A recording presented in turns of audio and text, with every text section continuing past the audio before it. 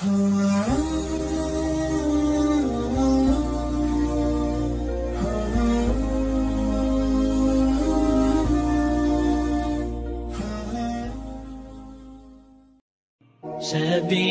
الدموع سبيل مريح تنهدى يا صاحي كي Para ummahat yang dimuliakan Allah, pagi ini kita membahas tentang pentingnya pemimpin dalam perspektif Islam. Ini hal yang sangat penting. Milih pemimpin. Ibu-ibu, tolong dijawab dengan jujur. Ketika Yaumil Isnin, hari Senin 12 Rabiul Awal, di penghujung waktu duha, Rasulullah SAW meletakkan beliau di atas dada istrinya Aisyah radhiyallahu anha. Saat itulah Rasulullah menghadapi sakaratul maut. Wasiat yang muncul dari ucapan Rasulullah yang pertama, ummati, ummati, ummati. Masya Allah, sampai menghadapi sakaratul maut Rasulullah masih mikirkan umatnya. Tapi Masya Allah, ketika malaikat Jibril alaihissalam mengabarkan pada Rasulullah, ya Rasulullah, umatmu umat akhir zaman, tapi dimuliakan oleh Allah Subhanahu wa Ta'ala. Alhamdulillah, Rasulullah tersenyum. Kemudian di penghujung waktu duha, Rasulullah memberi wasiat yang terakhir, as-shalah, as-shalah, as-shalah, wattaqullah wa ma malakat aymanukum. Artinya, jangan meninggalkan sholat, jangan meninggalkan sholat, jangan meninggalkan sholat. Wattaqullah, takutlah kepada Allah. Wa ma malakat aymanukum, dan berbuat baiklah kepada hamba saya. Jadi wasiat terakhir Rasulullah, kita disuruh menjaga hablum minallah dan hablum minannas. Jaga, itu wasiat terakhir. Nah, ibu-ibu yang dimuliakan Allah, akhirnya Rasulullah wafat. Pertanyaan saya, apakah setelah Rasulullah dimandikan, dikafani, kemudian disolati, apakah terus para sahabat memakamkan jenazah Rasulullah? Apa yang dilakukan para sahabat? Memilih pemimpin. Masya Allah. Jadi memilih pemimpin itu sangat penting dalam kehidupan kaum muslimin. Baru setelah Abu Bakar As-Siddiq radhiyallahu anhu dijadikan khalifah yang pertama, menggantikan Rasulullah setelah wafat, meneruskan estafet perjuangan, baru setelah itu jenazah Rasulullah dimakamkan. Dimakamkan di mana, Bu? Dimakamkan di mana? Di rumah Rasulullah SAW. Yang sekarang ini antara rumah Rasulullah dan mimbar masjid, itulah yang disebut dengan Raudhah. Kalau ibu haji atau umrah, pasti ibu ada kesempatan untuk sholat sunnah di Raudhah, karena itu tempat doa yang ijabah. Jadi antara mimbar masjid dan rumah Rasulullah yang sekarang ini ada makamnya Rasulullah, di sebelah makam Rasulullah ada makam Khalifah Abu Bakar As-Siddiq radhiyallahu anhu. Di sebelah makam Khalifah Abu Bakar Siddiq ada makam Khalifah Umar bin Khattab radhiyallahu anhu yang disebut Masjid Nabawi. Berarti ibu-ibu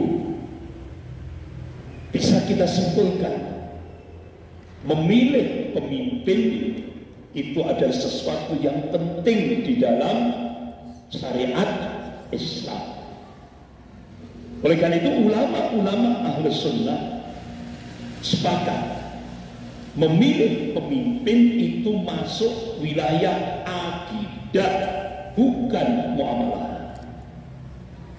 Sekali lagi Bu, memilih pemimpin itu masuk wilayah akidah, bukan muamalah. Ini harus diperhatikan. Ya. Akan tetapi prakteknya umat Islam masih jauh dari apa Bu? Dari, kalau bahasa itu dari panggangnya, api dari panggang, panggang dari api, masih jauh. Contoh ini. Tadi kan semua ulama sedunia sepakat memilih pemimpin itu adalah masuk wilayah akidah, bukan moral. Sampai-sampai ibu-ibu, Allah Subhanahu wa taala mengabarkan dalam Al-Qur'anul Karim, kita diharamkan minum khamr itu kurang lebih yang 4 ayat. Kita dilarang berzina itu kurang lebih 5 ayat. Kita dilarang makan daging babi itu sekian ayat.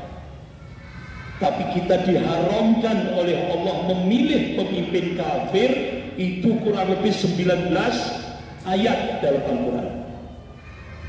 Benar Bu ya? Nah ini hak. Allah haramkan memilih pemimpin kafir. Tapi ternyata umat Islam di Indonesia ini, ya Allah, astagfirullah, kita ngelus dada. Kenapa? Padahal ya sholat, puasa, zakat, haji, umroh bolak-balik. Pada saat pilgub DKI waktu itu antara Pak Anies dengan Ahok, benar Bu? Nggak taunya mayoritas umat Islam di Jakarta milih Ahok. Astagfirullah. Padahal sholat, puasa, zakat, haji, umroh bolak-balik. Tapi ternyata dia tidak mau taat kepada Allah dan Rasulnya. Aturan Allah dibuang jauh-jauh. Benar Bu? Benar. Astagfirullah. Prihatin Bu, prihatin. Jadi ternyata mayoritas umat Islam di Indonesia ini Islam ritual. Tapi aplikasinya memilih pemimpin, dia pilih kafir. Orang kafir. Gimana terus Islamnya? Ini. Apalagi di Malang. Di Malang ini Bu, ada yang beberapa waktu yang lalu saya lihat pasang baliho di beberapa tempat, pasang baliho besar.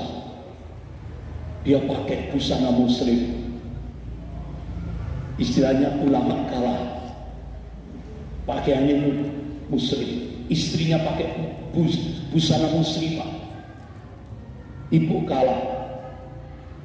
Tapi setelah saya telepon teman saya, kebetulan beliau dosen di Universitas Brawijaya, saya telepon, ini ketua DPRD Kota Malang ini yang rumahnya di ini sebelah utara Joyograd, sebelah utaranya Pak Made, itu ketua DPRD Kota Malang. Saya tanya dosen UB, Kira-kira antum tahu nggak yang Pak Ade ini sudah masuk Islam apa belum? Ustaz, tetap masih Hindu, belum masuk Islam. Loh, kenapa kok baliho-baliho nyebar di Malang, di beberapa tempat saya temukan di jalan jembatan Sulfat sama jembatan yang menuju Sawah Jajaran. Ya, ada jembatan Sulfat, kemudian jembatan yang Ranugrati itu pasang di situ. Loh, kenapa kok dia pakai busana muslim, istrinya pakai busana muslimah? Iya Ustaz, mau nyalonkan jadi wali kota Malang.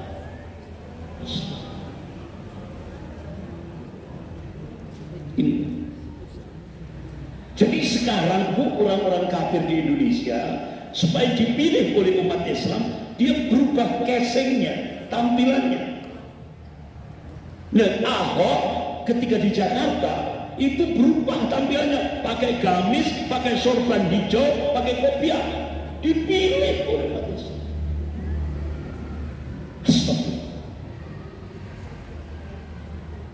Nah, ini pelajaran. Padahal Allah ingatkan dalam surah Al-Maidah ayat 51. Bu, ini konsekuensinya serius loh. Kalau ada seorang muslim milih pemimpin kafir, ibu nanti di rumah buka surah Al-Maidah ayat 51. A'udzubillahi minasyaitonir rajim.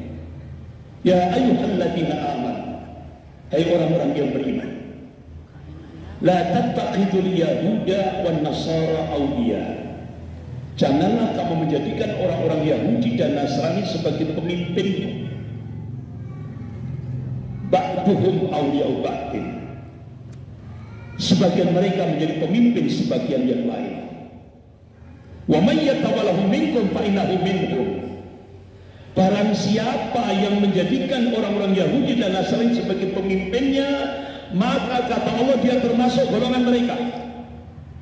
Berarti ibu, kalau ada seorang muslim milih pemimpin dari kalangan kafir, maka dia termasuk golongan kafir. Astagfirullah. Itu. Ini ibu-ibu, konsekuensinya berat pun nanti di yaumil akhir. Ini harus dirubah, ini harus dirubah. Bahkan Allah tegaskan lagi dalam surah An-Nisa ayat 144. Surah An-Nisa ayat 144. A'udzubillahi minasyaitonir rajim. Ya ayyuhalladzina amanu, hai orang-orang yang beriman, la tattakhidul kafirina awliya min dunil mu'minin aturidu an taj'alu lillahi 'alaikum sultanan mubina. Hai orang-orang yang beriman, janganlah kamu menjadikan orang-orang kafir itu sebagai pemimpinmu dengan meninggalkan orang-orang mukmin. Inginkah kalian mengadakan satu alasan yang nyata bagi Allah untuk menyiksamu? Sampai seperti itu Allah tegaskan. Untuk menyiksamu sampai seperti itu Allah tegaskan. Bu, sekali lagi, milih pemimpin masuk wilayah akidah akan dipertanggungjawabkan di yaumil qiyamah. Ibu-ibu yang dimuliakan Allah. Nah, ini saat kita dijajah oleh Belanda. Ini saat dijajah oleh Belanda.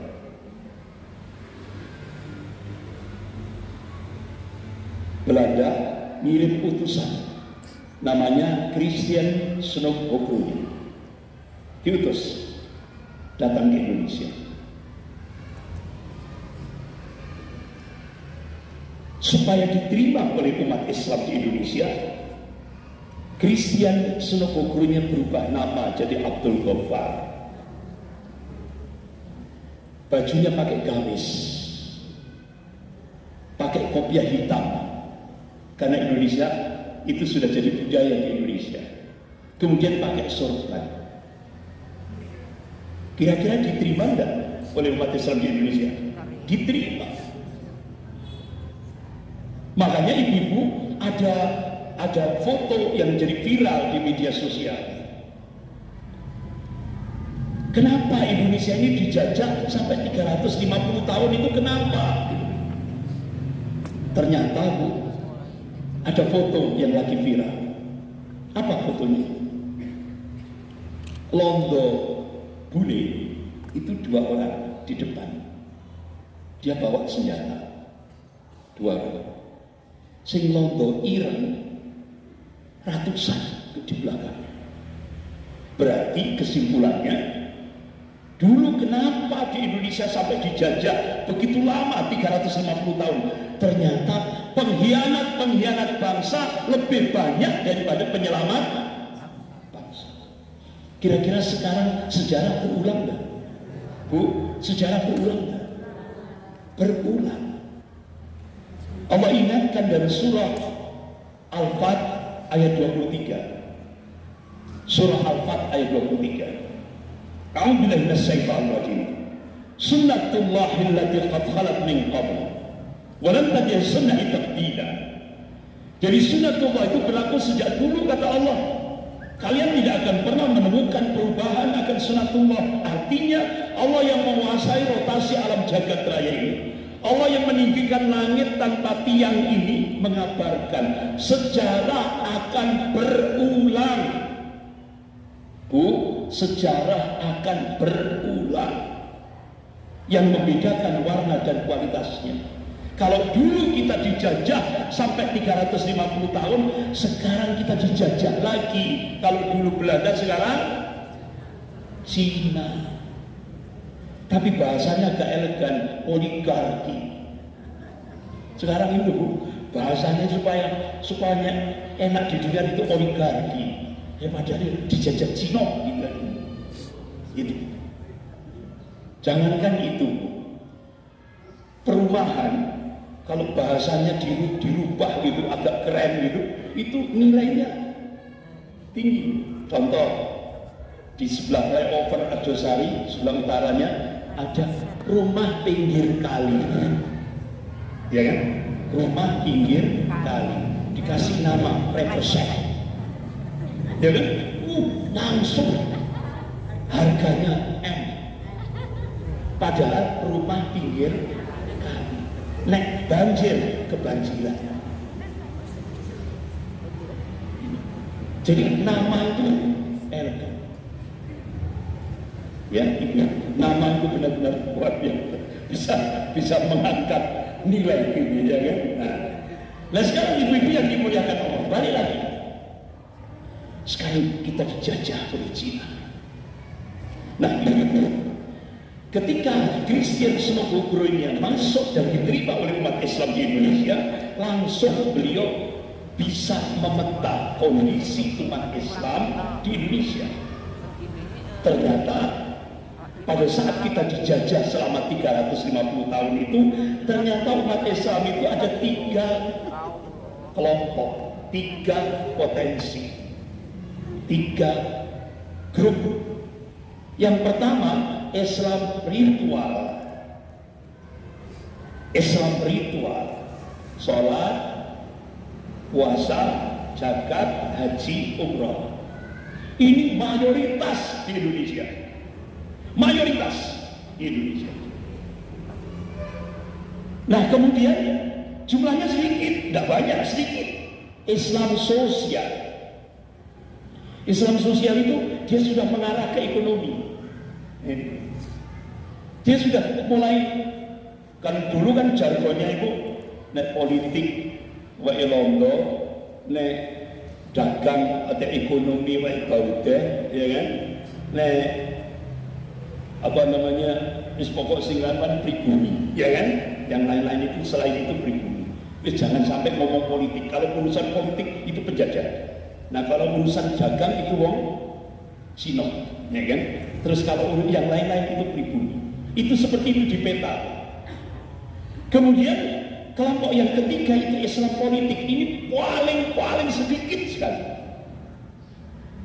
Nah, bagaimana penjajah Belanda menghadapi 3 komponen umat Islam pada masa penjajahan? Yang pertama, untuk menghadapi Islam ritual yang sholat, puasa, zakat, haji, umroh, Belanda memberikan fasilitas, menopang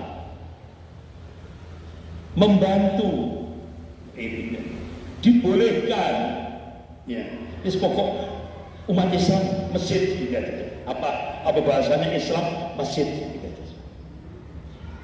Nah begitu Belanda menghadapi Islam sosial, nah ini harus diawasi. Kalau sudah umat Islam masuk wilayah ekonomi, harus diawasi. Ini menguntungkan penjajah atau justru akan melakukan perlawanan terhadap penjajah? Hati-hati.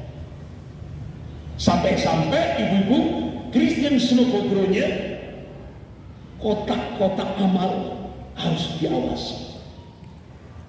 Kan itu untuk apa nanti? Atau melakukan perlawanan terhadap Belanda apa tidak? Nah itu mulai diawasi.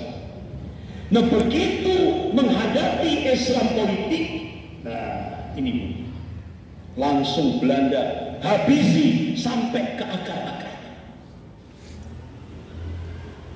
Ini kita pernah mengalami 350 tahun. Nah sekarang ibu-ibu sampai Snowbogronya punya cita-cita Christian Snowbogro. Bila tidak dapat menjadikan umat Islam meninggalkan agamanya atau murtad, maka yang penting bagaimana umat Islam tidak menerapkan syariat Islam. Itu cita-citanya. Kalau nggak bisa memurtadkan, minim jangan sampai umat Islam melaksanakan syariat Islam. Ini sudah cita-cita sampai Snowbogronya mati. Ternyata mati ya tetap Kristen, mau namanya orang Kristen, ya kan? Tapi ternyata masuk dia pakai busana Muslim supaya diterima. Nah ini, sehingga akhirnya Bapak Muhammad Natsir Allahumma pendiri NKRI, Perdana Menteri Republik Indonesia yang pertama, beliau tokoh Masyumi. Beliau mengambil kesimpulan, dulu kita dijajah sampai 350 tahun. Ketika Islam beribadah dibiarkan oleh penjajah Belanda. Ketika Islam berekonomi akan diawasi oleh Belanda. Tapi begitu Islam berpolitik akan dihabisi sampai seakar-akar. Itu kesimpulan. Nah sekarang ibu-ibu kita dijajah oleh oligarki. Kalau dulu VOC Belanda, sekarang kita dijajah oligarki Cina. Kira-kira Bu, lebih parah atau lebih baik dari Belanda? Lebih parah. Kan Ibu tahu kan? Sudah geger kan sekarang tokoh-tokoh ulama se-Indonesia geger, ormas-ormas Islam geger. Kenapa? Masjid-masjid seluruh Indonesia akan diawasi. Itu perintah dari Cina. Ibu tahu di negara Cina, di sana ada umat Islam Uighur, ya kan? Tidak hanya tempat ibadahnya diawasi, tiap orang diawasi.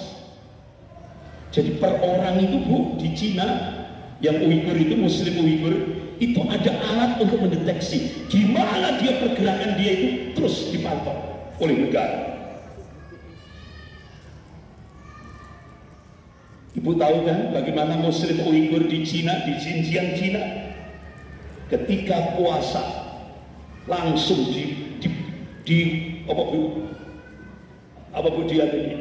dipaksa untuk minum, dipaksa untuk makan babi, daging babi. Muslimahnya diperkosa dengan cara-cara biadab. Itu di Muslim Uighur. Beberapa waktu yang lalu kan datang ke Malang menceritakan bagaimana nasib umat Islam di Cina, Xinjiang Cina, tragis. Tidak boleh puasa, tidak boleh sholat. Bahkan masjid-masjid yang dibangun oleh umat Islam Uighur dijadikan bar-bar tempat minum khamr. Itu di Cina. Nah sekarang di Indonesia, sekarang Indonesia sudah dicengkeram oleh imperialisme Cina.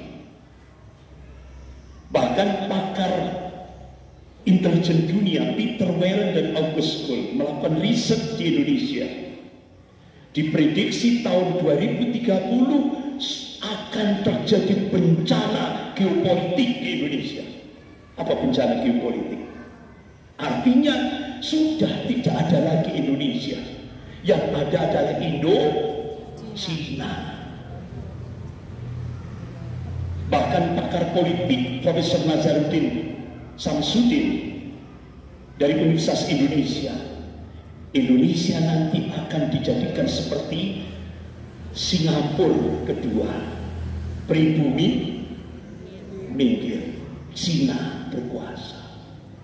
Bu, beberapa waktu yang lalu saya ngasih kuliah subuh di Masjid Baitur Rahmah Danau Singkara. Selesai saya didatangi pejabat, Ustaz, ini mulai dari wilayah Jawa Timur sampai tingkat bawah. Iko kabeh wis dadi Jawa sing Cina. Apa Jawa sing? Layan. Udah. Kacung. Udah. Nyata. Bukan teori, nyata.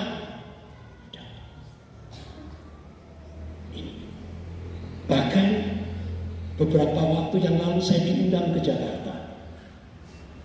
Begitu saya masuk ruangan, nggak tahunya di depan saya itu ada Jenderal Purnawirawan Tiasno Sudarpo, mantan Kasat Angkatan Darat.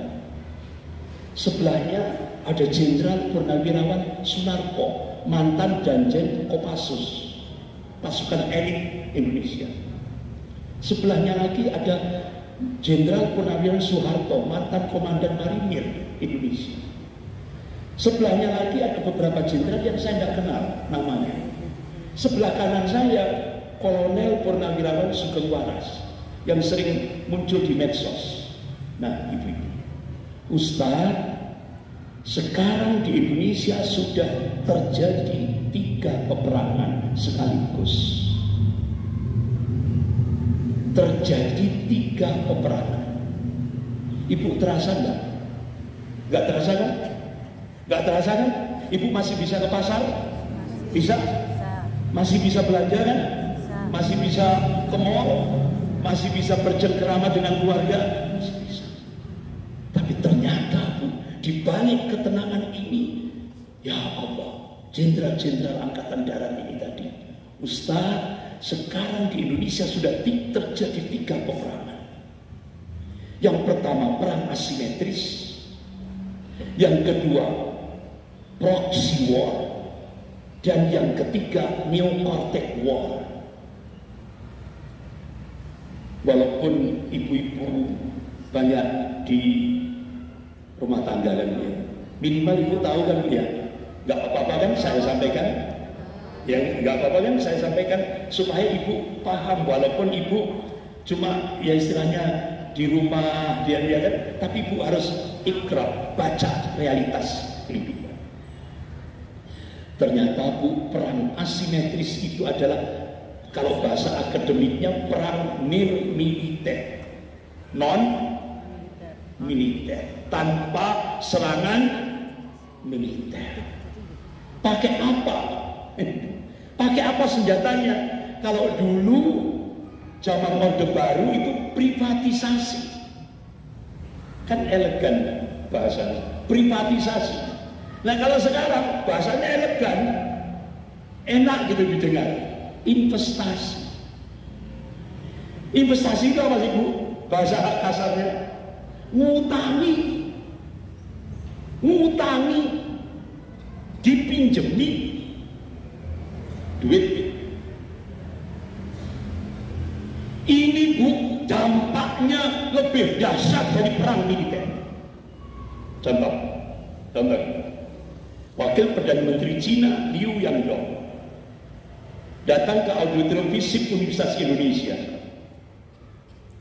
Dia memberikan presentasi pidato sebagai petinggi Cina, Wakil Perdana Menteri Cina. Dia ngomong, Konsekuensi Indonesia mendapatkan bantuan hutang dari Cina tahap pertama 647 triliun.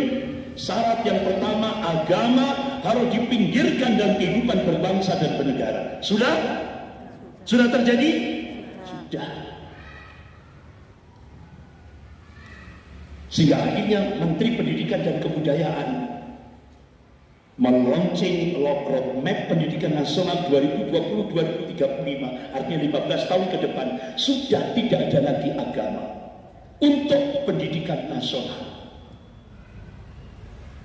Akhirnya pimpinan pusat Muhammadiyah, Majelis Ulama Indonesia Pusat bertanya kepada Mendikbud Pak Nadiem Makarim, apakah 15 tahun ke depan ini generasi Indonesia akan dijadikan generasi komunis? Tidak ada jawaban. Selang berapa saat muncul peraturan pemerintah. Apa isinya? Isinya apa? Tentang standar pendidikan nasional. Tidak ada lagi mata pelajaran Pancasila, mata pelajaran bahasa Indonesia dihapus. Nah, akhirnya kemarin kan oleh-olehnya pulang dari Cina. Apa oleh-olehnya? Dari 8 kesepakatan itu, seluruh generasi Indonesia wajib berbahasa Cina.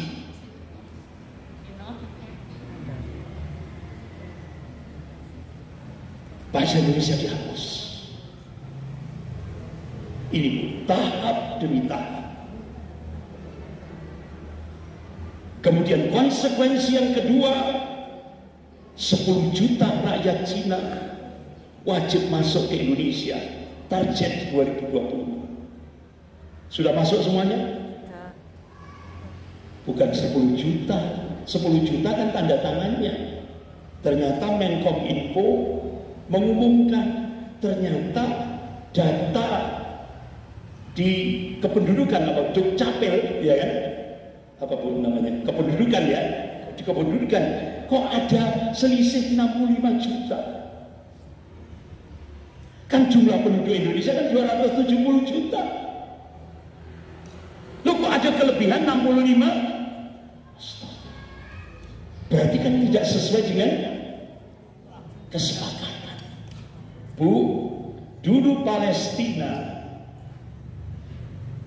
setelah Inggris dan Prancis melakukan perjanjian Sykes-Picot, Inggris menjajah Palestina sampai akhirnya Inggris memberi hadiah kepada bangsa Yahudi sejumlah tanah. Akhirnya Inggris menggerakkan orang-orang Yahudi jadi pengungsi di Palestina, jumlahnya 100 orang. Kira-kira balik enggak? Orang-orang Yahudi yang 100 orang tadi keluar enggak? Balik enggak? Enggak sekarang.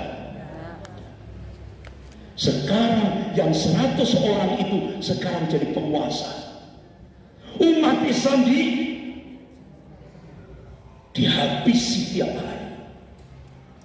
Nah sekarang di Indonesia 10 juta. Ibu bisa bayangkan. Berarti Bu, pengkhianat Indonesia ini lebih banyak daripada penyelamat. Berarti sejarah Nah kira-kira sekarang sudah mulai fisik enggak? Sekarang pribumi mulai diusir enggak? Sudah? Sudah? Sudah. Ustadz Abdul Somad sampai meneteskan air mata. Wahai umat Islam Jawa, Minang, Bugis, Makassar, ayo dirikan posko-posko untuk menyelamatkan negara kesatuan Republik Indonesia. Karena sekarang sudah mulai fisik sekarang. Atas perintah, siapa yang memerintah? Yang memerintah? Cina. Ini ibu-ibu yang dimuliakan Allah. Jadi inilah makanya kenapa kita diperintah oleh Allah, Iqra, Iqra, Iqra, Iqra, baca, baca, baca. Realitas kehidupan, baca. Jadi ibu-ibu, gambarannya ini umat Islam Islam di Indonesia ini masih tidur nyenyak. Padahal sudah istilahnya rumahnya sudah dibakar. Dia masih tidur nyenyak. Nah ini ibu. Tapi ibu-ibu jangan pesimis ya. Jangan pesimis. Apa yang saya sampaikan ya memang kenyataannya seperti itu. Tapi kita masih punya Allah. Wa makar Allah, wallahu khairul makirin. Mereka membuat makar, tapi Allah balas makar mereka. Dan Allah sebaik-baik pembuat makar. Oleh karena itu, ibu-ibu, Allah memberikan solusi dalam surah Ar-Ra'd ayat 11. Surah Ar-Ra'd ayat 11. A'udzubillahi minasyaitonir rajim. Innallaha la yughayyiru ma biqaumin hatta yughayyiru ma bi anfusihim. Sesungguhnya Allah tidak akan merubah kondisi satu kaum hingga kaum itu merubah apa yang ada pada dirinya sendiri. Ini quantum change, quantum perubahan yang diberikan oleh Allah. Kalau kita korelasikan di Indonesia, Allah tidak akan merubah nasib umat Islam di Indonesia kalau umat Islam di Indonesia tidak mau berubah. Bu, kira-kira ibu-ibu di sini siap berubah enggak? Siap berubah. Nah, alhamdulillah Muhammadiyah NU bersatu. Pimpinan Muhammadiyah, pimpinan Nahdlatul Ulama bersatu ingin menyelamatkan negara kesatuan Republik Indonesia. Dengan apa? Yaitu berjuang memunculkan pemimpin yang bermoral. Berarti Bu, apa yang tadi dicontohkan oleh sahabat, insya Allah sudah mulai dipraktekkan di Indonesia. Jadi pimpinan Muhammadiyah, pimpinan NU beberapa minggu kemarin sepakat bersatu ingin memunculkan pemimpin yang bermoral. Saya kira dari 3 calon itu Ibu bisa melihat siapa yang bermoral. Ya kan? Ada sinyal kan? Nah ibu-ibu, ketika 4 minggu yang lalu saya diundang mantan Panglima TNI, yaitu Bapak Jenderal Purnawirawan Gatot Nurmantio, di sebuah hotel bintang 5 di Surabaya. Begitu saya masuk, saya dirangkul Pak Gatot.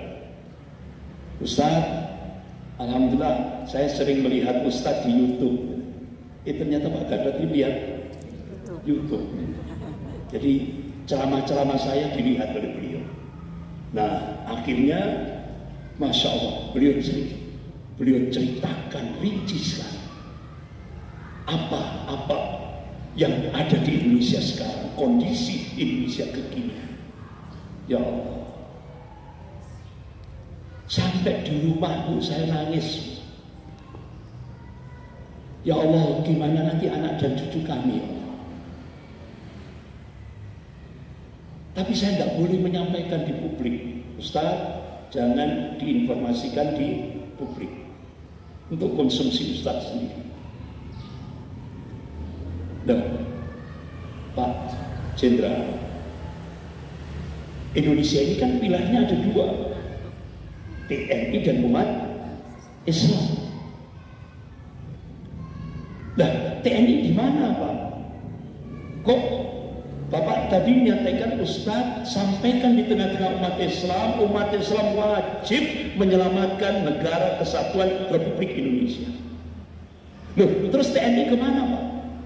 Ustadz, ini dampak dari umat Islam buta politik. Sehingga akhirnya TNI sebagai pilar negara ini dikunci dengan Undang-Undang Nomor 34 tahun 2004. TNI sudah tidak boleh lagi masuk wilayah sosial politik.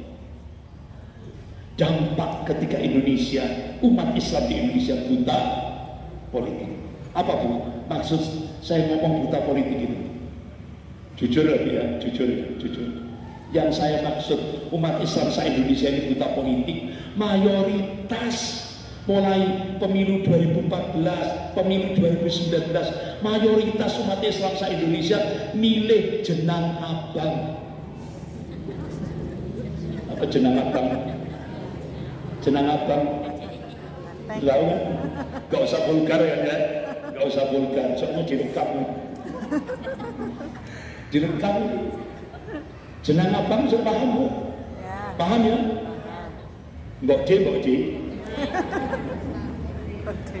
Ini kita jujur se-Indonesia. Akhirnya begitu menang langsung pilar Indonesia, dua pilar ini satu dikunci, tidak boleh lagi masuk wilayah sosok. Makanya kemarin kan uji coba ya, Jenderal Kunto, putranya Pak Tri Sutrisno, jadi Pangdam Siliwangi, beliau memberikan statement. Kalau Pilpres 2024 terjadi kecurangan, TNI akan turun gunung. Langsung seminggu dicopot.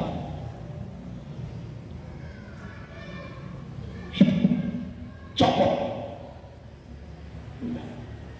Berarti Undang-Undang Nomor 34 tahun 2004 sudah akan tetap berjalan. Sehingga sekarang pilar Indonesia tinggal satu. Umat Islam. Nah ternyata ibu-ibu, musuh-musuh Islam ini tadi, jenang abang ini tadi, ya Allah bu, sudah siapkan 20 triliun untuk memecah belah umat Islam lewat fulus.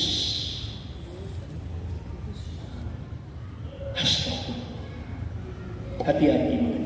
Makanya Pak Gatot Nurmantio menyampaikan kepada saya diberi amanah oleh beliau, Ustadz Andri, tolong sampaikan kepada umat Islam, selamatkan negara kesatuan Republik Indonesia NKRI.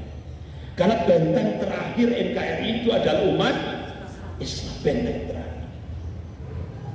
Nah, ibu-ibu yang dimuliakan, ini yang seringkali muncul di tengah-tengah kita sampai hari ini. Ini musuh-musuh Islam. Terus karena 90% media mainstream di Indonesia dikuasai oleh oligarki. Oligarki tadi apa siapa? Islam itu suci, ulama itu mulia, sedang politik itu kotor. Sering dengar? Nah itu bu, kalimat itu sampai ditegaskan lagi. Karena itu jangan bawa Islam dan ulama ke dalam politik. Tujuannya apa? Supaya umat Islam tidak masuk wilayah politik. Supaya umat Islam masih tetap di Islam ritual, Islam sosial. Akhirnya begitu umat Islam menerima statement ini, akhirnya sampai hari ini umat Islam di Indonesia menjadi tamu di rumahnya sendiri. Benar? Umat Islam yang mayoritas ini sampai hari ini tidak pernah jadi tuan rumah di rumah sendiri. Oleh karena itu ibu-ibu, sehingga akhirnya bu, politisi durjana ini bebas ngerampok negara ini. Benar kan? Bu, dijarah semuanya. Sumber daya alam digairah hutan, diluput semua. Sampai penyelundupan 5,7 juta ton biji nikel, gak ada satu pun yang tahu. Ditanya aparat kepolisian gak tahu, aparat bea cukai gak tahu. Berarti di Indonesia ini sudah banyak Jane Efret. Jane Efret itu pernah dengar Jane Efret? Jane Efret itu kan ketika Nabiullah Sulaiman alaihissalam menghadapi Ratu Belkis. Nah Ratu Belkis ini rotok sombong. Nah, akhirnya wong sombong disombongi itu sedekah enggak? Wong sombong disombongi bisa sedekah enggak? Sedekah. Akhirnya apa bu? Akhirnya Nabi Sulaiman, Ratu Belkis, ya akan saya tunjukkan. Tapi kamu harus memejamkan mata. Jadi sekedipan mata itu kamu akan lihat. Nah, akhirnya Ratu Belkis memejamkan mata. Begitu dibuka, sudah ada istana. Sampai betisnya Ratu Belkis karena disingkap sampai betisnya kelihatan. Kenapa? Dianggap itu air di bawah, padahal itu kaca, ya kan? Di bawahnya ada air yang mengalir. Nah itu. Jadi bagaimana jin ifrit digerakkan oleh Nabi Sulaiman alaihissalam bisa memunculkan sebuah istana yang lebih indah daripada istananya milik Ratu Belkis. Akhirnya Ratu Belkis masuk Islam. Jadi orang sombong disombongi. Alhamdulillah akhirnya Ratu Belkis masuk Islam. Alhamdulillah. Nah, ibu-ibu yang dimuliakan Allah. Nah, itulah gambarannya. Nah sekarang Bu, kalau kita kepingin berubah, ayo rubah jargonnya. Islam itu suci, Islam itu tinggi, ya luar yu'la alaih. Ulama itu mulia, sedang politik itu penting untuk mengatur negara dan bangsa. Benar Bu? Ini yang harus kita munculkan. Islam itu suci, ulama itu mulia, sedang politik itu penting untuk ngatur ngurus negara dan bangsa. Umat Islam harus berubah. Karena apa? Karena Rasulullah bersama Khulafaur Rasyidin radhiyallahu anhum telah mempraktikkan politik Islam yang benar dan bersih untuk dijadikan uswatun hasanah, contoh teladan. Ini. Kira-kira setuju Bu perubahan itu? Setuju Bu? Siap berubah? Dukung perubahan? Siap dukung perubahan? Takbir! Allahu Akbar! Karena apa Bu? Tadi kan Ibu kan sudah saya sampaikan. Berarti dari sini Bu, pentingnya memilih pemimpin. Contoh konkret, tolong dijawab dengan jujur.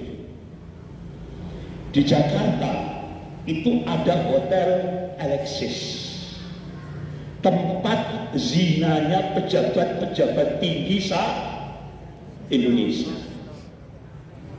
Jadi kalau sudah selesai LPG biasanya wajib mampir Hotel Alexis. Tergantung fulusnya. Mau mata biru ada, mata hitam ada, mata coklat ada.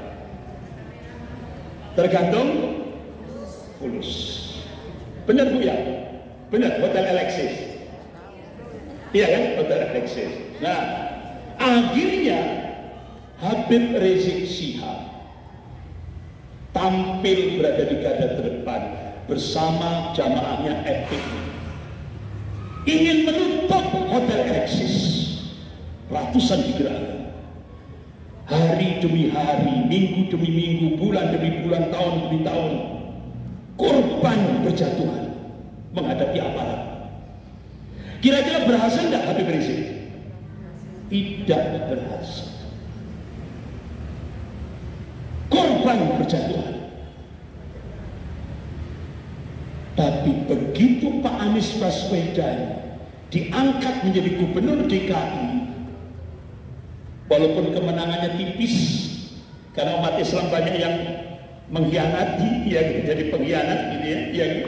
Nah, akhirnya apa yang terjadi? Ternyata untuk menutup Hotel Alexis cukup dengan tanda. Ada korban enggak? Tidak ada korban. Hari itu Pak Anies tanda tangan. Hari itu juga Hotel Alexis ditutup sampai hari ini. Nah, yang kedua, Cina menjebol kedaulatan Indonesia lewat dua proyek besar, proyek Mikarta dan proyek reklamasi. Siapa yang menstop dua proyek besar yang ingin menjebol kedaulatan Indonesia? Pak Anies Baswedan. gagal. Berarti Bu, pemimpin itu penting, bisa berubah, bisa berubah. Nah itu ibu, makanya ibu-ibu 2024 ini kita niatkan jihad konstitusional untuk memilih pemimpin ideologis. Sebagaimana Muhammadiyah dan NU sepakat bersatu memunculkan pemimpin yang berakhlak, bermoral, ya kan? Nah, insya Allah Bu, kalau Muhammadiyah dan NU bersatu, insya Allah problem negara ini insya Allah terselesaikan. Insya Allah, amin. Makanya Bu, mohon Bu, pada saat sholat tahajud, selesai baca tasbih, sisipkan, ya Allah, munculkan pemimpin yang amanah di Indonesia ini, pemimpin yang takut kepada Engkau ya Allah, pemimpin yang al-khawf min Allah, takut kepada Engkau, pemimpin yang menyatukan bukan memecah belah bangsa ini. Nah, ini teori. Nah, ini ada sunnah-sunnah Rasulullah yang diabaikan oleh umat Islam hari ini. Yang pertama, banyak umat Islam mengenal Muhammad itu sebagai Nabi dan Rasul. Tapi masih banyak umat Islam yang belum mengenal beliau sebagai kepala negara. Kan banyak yang belum mengenal. Padahal Rasulullah sebagai kepala negara. Rasulullah sebagai qadhi, hakim yang agung. Rasulullah juga sebagai panglima perang. Coba di dalam kitab-kitab sirah nabawiyah, Rasulullah ketika di Madinah hajinya sekali, umrahnya dan beberapa riwayat hadis-hadis yang sahih itu 3-4 kali, tapi jihadnya 72 kali lebih. Berarti kalau kita hitung rata-rata sampai Rasulullah wafat 63 tahun, berarti per tahun Rasulullah sebagai panglima perang menghadapi golongan kafir. Nah, kita diperintah oleh Allah dalam surah Al-Imran ayat 31. A'udzubillahi minasyaitonir rajim. Qul in kuntum tuhibbunallaha fattabi'uni yuhibbukumullah wa yaghfir lakum dzunubakum wallahu ghafurur rahim. Qul in kuntum tuhibbunallah. Katakanlah, jika kalian benar-benar cinta kepada Allah, fattabi'uni. Allah memberikan perintah, kita disuruh mutaba'ah, ittibah kepada Rasulnya, ikuti Rasulnya. Nah, kalau kita sudah mengikuti Rasul, Allah berjanji, yuhibbukumullah, Allah akan mencintai kita. Tidak hanya itu, wa yaghfir lakum dzunubakum, dan Allah akan mengampuni dosa-dosa kita. Wallahu ghafurur rahim, dan Allah itu Maha Pengampun lagi Maha Penyayang. Nah, ibu-ibu, berarti kita disuruh ittiba, mengikuti Rasul. Rasul hajinya sekali, umrahnya 3-4 kali, ya kan? Kemudian jihadnya 72 kali. Ternyata di Indonesia hajinya berkali-kali, umrahnya berkali-kali, jihadnya minus. Ini padahal kita disuruh mengikuti Rasul. Nah, kemudian sunnah yang kedua, ketika daulah Islam terbentuk di Madinah Al-Munawwarah, pusat pemerintahan masjid, dan Rasulullah tidak pernah mendirikan kantor pemerintahan, pusatnya di masjid. Begitu juga setelah Rasulullah wafat, dilanjutkan Khalifah Abu Bakar As-Siddiq radhiyallahu an, dilanjutkan Khalifah Umar bin Khattab radhiyallahu an, dilanjutkan Khalifah Utsman bin Affan radhiyallahu an, dilanjutkan Khalifah Ali bin Abi Thalib radhiyallahu an. Pusatnya pemerintahan di masjid. Berarti Rasulullah dan para khulafaur rasyidin membangun politik di masjid. Dulu zaman penjajahan Belanda, kita dilarang menjadikan masjid untuk kegiatan politik. Sekarang belum apa-apa saja, masih belum kegiatan politik, masih ibadah saja sudah diawasi. Ini loh. Jadi dulu zaman Belanda umat Islam tidak boleh berbicara politik di masjid. Nah sekarang begitu kita dicengkram oleh Cina, ibadah saja sudah belum politik, ibadah saja sudah diawasi. Ini masih pro kontra kan Bu? Masih pro kontra kan? Jadi tidak hanya berpolitik, ibadah saja sekarang sudah diawasi. Sehingga tidak menutup kemungkinan Bu, Ibu nanti ke depan itu, sekarang saja kan kalau kita sudah sering ke masjid, itu kita dapat stigma baru, radikal, ya, kelompok radikal. Padahal Bu, kalau kita telisik, stigma radikal itu hanya hantu yang diciptakan oleh imperialisme Cina agar umat Islam itu jadi musuh nomor satu. Itu. Nah sekarang Bu, barusan saja, barusan saja mahasiswa Unipro yang ospek mahasiswa baru kan ribuan Bu. Nah itu dari Polda Jawa Timur, dari Kepala Densus Wilayah Jawa Timur, Kombes siapa namanya gitu, ada saya punya datanya. Dia sampaikan kitab tauhid, kitab usul thalatha itu adalah kitab teroris. Astagfirullah. Berarti Bu, sekarang di Jawa Timur, di Malang ini barusan Unipro. Berarti kita sekarang stigmanya sudah naik pangkat lagi. Kalau dulu radikal, sekarang teroris. Padahal Bu, kitab tauhid itu kan kita mengenal Allah, ya kan? Itu sudah jadi standar sak dunia Islam ini, Bu, sak dunia.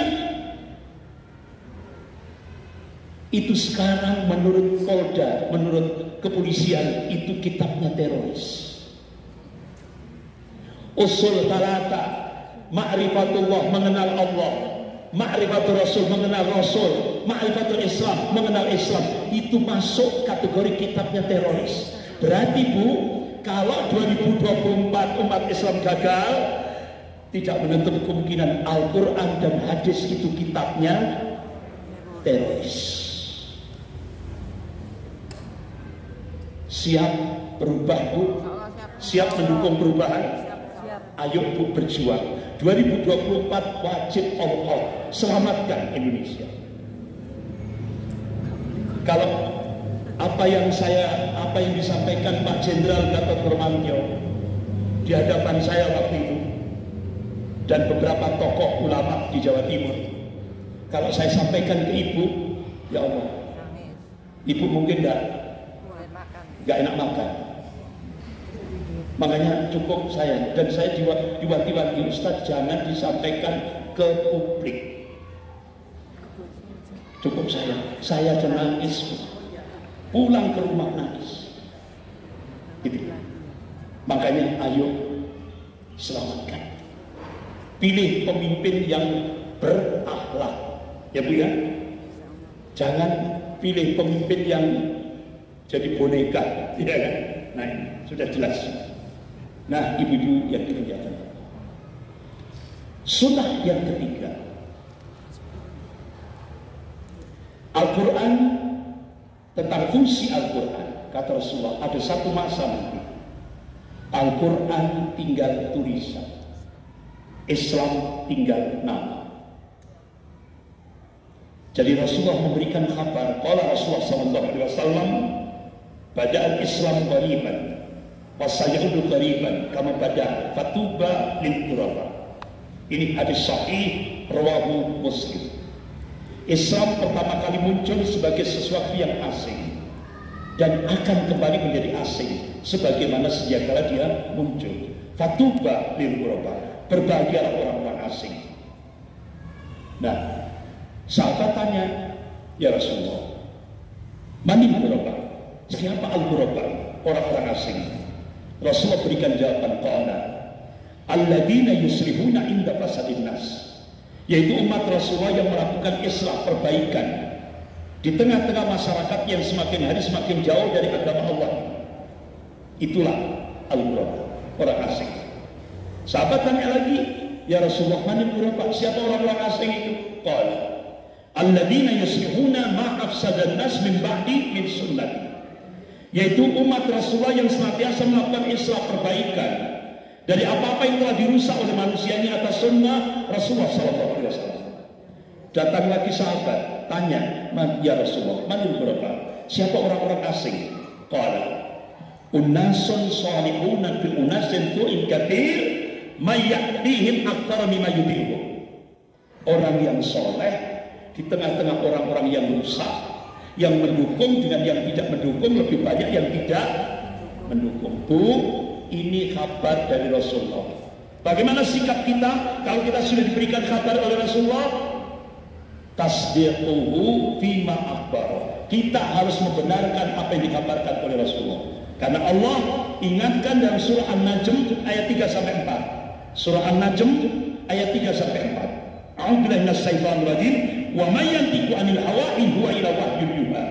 Apa yang disampaikan oleh Rasulnya itu bukan hawa nafsu. Apa yang disampaikan oleh Rasulullah itu wahyu yang diwahyukan oleh Allah kepada Rasulnya. Pasti terjadi. Oleh karena itu, ibu-ibu,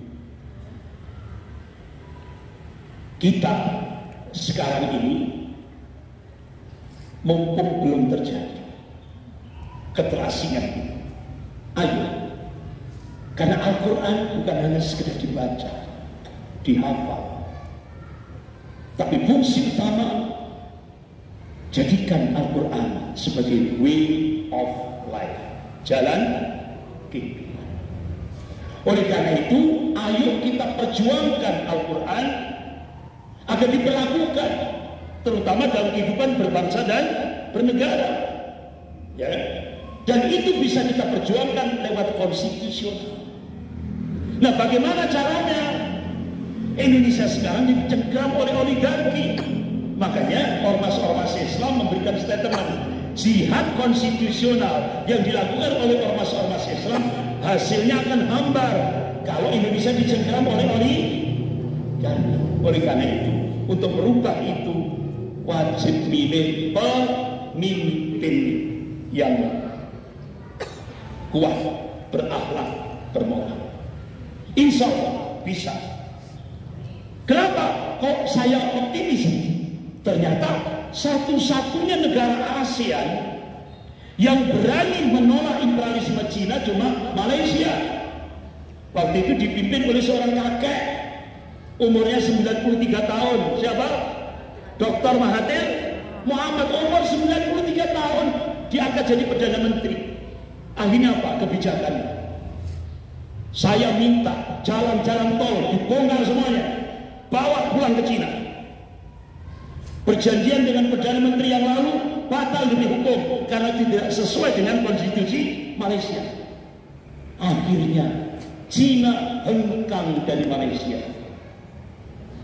Begitu datang ke Indonesia, ahlan wa sahlan bi hudurikum. Selamat datang.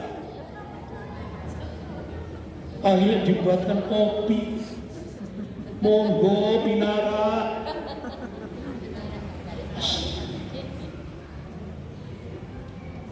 Berak-balik terus dada. Ahlan wa sahlan Indonesia. Kenapa Indonesia ahlan wa sahlan? Karena kas negara lagi kosong, uangnya dirampok oleh pengkhianat-pengkhianat bangsa. Contoh, Menteri Sosial, ya, Menteri Sosial, Insinyur Juliari Batubara, yang dulu, Insinyur Juliari Batubara.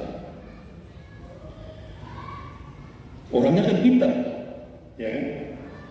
Ketika pandemi COVID-19, itu sebelum COVID-19 itu sudah perjanjian di parlemen, di gedung DPR. Siapa yang melakukan tindak korupsi hukumannya mati.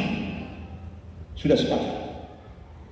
Tiba-tiba di era pandemi, Insinyur Juliari Batubara, Menteri Sosial, ngerampok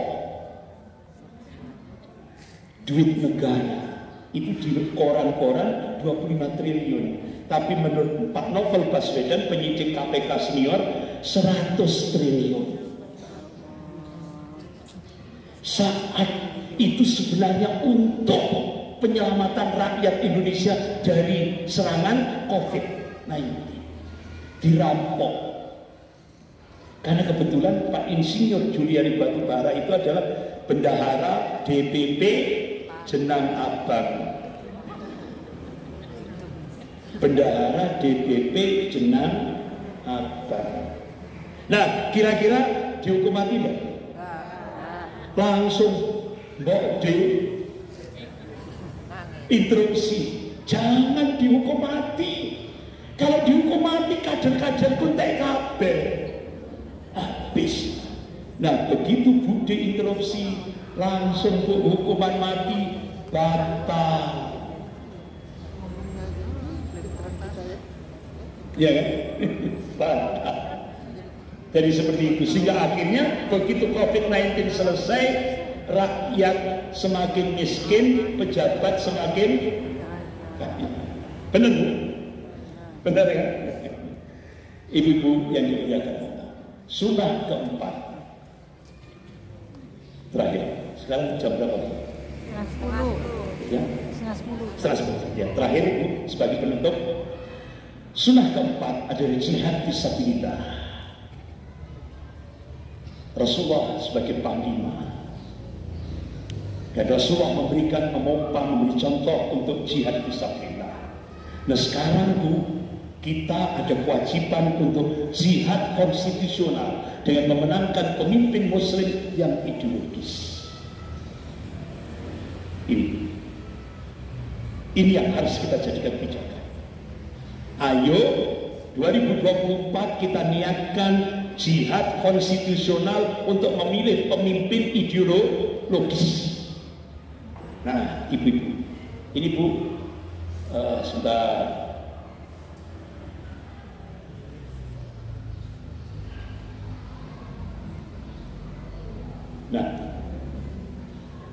Muhammadiyah, PBNU, Muhammadiyah dorong kepemimpinan moral. Muhammadiyah, NU bersatu ingin mewujudkan 2024 pemimpin yang bermoral. Kira-kira siapa?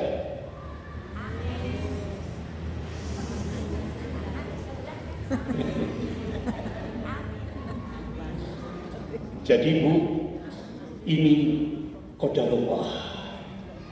Mudah-mudahan Allah jaga persatuan NU dan Muhammadiyah. Kali ini mudah-mudahan Bu, jangan sampai ada yang ganggu. Ya kan? Nah ini seringkali ganggunya itu lewat main amplopi bin fulus. Sekarang bukan miliar lagi Bu, triliun. Makanya hati-hati Bu, makanya Bu, ayo semangat persatuan. Semangat persatuan. NU Muhammadiyah. Ini Pak Anies sama Pak Muhaimin ini simbol persatuan Muhammadiyah dan NU. Ayo kita dukung untuk merubah Indonesia yang semakin hari semakin dicengkeram oleh Cina. Insya Allah kita optimis. Mudah-mudahan Allah kabulkan semuanya. Sehingga cita-cita pendiri negara ini ingin menjadikan Indonesia menjadi negara baldatun, thayyibatun, warahun. Mudah-mudahan dikabulkan oleh Allah. Amin ya rabbal alamin. Sekian kita akhiri dengan doa kafarat majelis.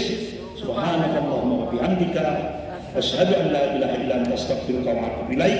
Wabillahi taufiq wal hidayah.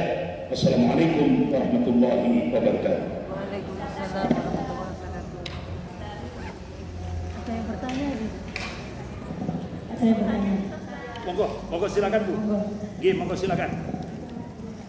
Pakai ini Bu, pakai ini. Oh ya sudah. Assalamualaikum warahmatullahi wabarakatuh. Ustaz, saya setiap tahun insya Allah kalau ada kegiatan yang selalu hadir jadi semangat gitu. Ini sebenarnya saya ada kegiatan belajar bahasa Arab, tapi karena ada ustadz di sini, saya hadir di sini. Jadi kan saya terutama itu kan sudah purna tugas, sudah pensiun, sehingga kalau tadi ustadz, pokoknya kita harus ikut menyelamatkan Indonesia dan konstitusional. Nah, ya kalau saya mungkin kontribusi saya besar ini adalah mungkin pada pemilu, yaitu memilih. Sedangkan kalau berjihad, nah itu kan membutuhkan apa dan sebagainya. Nah, kira-kira setelah saya ini kontribusi selain memilih pemimpin pada pemimpin, apa ya Ustadz yang bisa saya terima kasih. Jazakallah khair, jazakillah khair. Ibu-ibu yang dimuliakan Allah, apa kontribusi ibu tadi, karena ibu sudah sepuh, apa kontribusi? Bu, di samping ibu sudah punya azam, tekad, ya kan? Ingin berubah dengan mewujudkan pemimpin yang bermoral. Dan itu tadi sudah dijawab oleh dua ormas besar, Muhammadiyah dan NU. Nah, sekarang Allah Subhanahu wa taala memberikan arahan yang jelas. Wattaqullaha mastata'tum. Maka bertakwalah kepada Allah sesuai dengan kemampuanmu. Nah, kalau ibu sudah sepuh, mungkin kalau masih punya mal, punya dana, ibu gunakan dana mal itu untuk perjuangan menyelamatkan negara ini. Kalaupun tidak mampu, semuanya tidak mampu, ibu masih punya apa? Lewat doa. Sisipkan pada saat kita sujud akhir, selesai baca tasbih, sisipkan doa-doa. Ya Allah, selamatkan negara kami. Sisipkan. Karena ini benar-benar satu hal yang sangat penting. 2024 ini sangat menentukan, ibu-ibu. Karena apa?